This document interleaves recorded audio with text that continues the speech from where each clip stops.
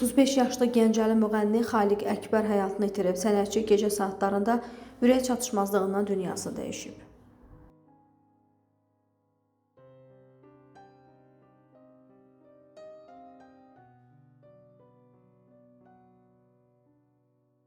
Gürcüstanda yol qəzasında azərbaycanlı gənc ölüb. Hadisə ötən gün Marneuli bələdiyyəsinin Tsop kəndində ərazisində baş verib.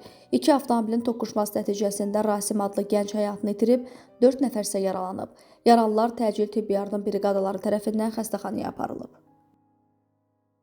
Naxçıvan Muxtar Respublikasında həkim dünyasını dəyişib. Oftalmoloq Məmməd Məmmədov vəfat edib.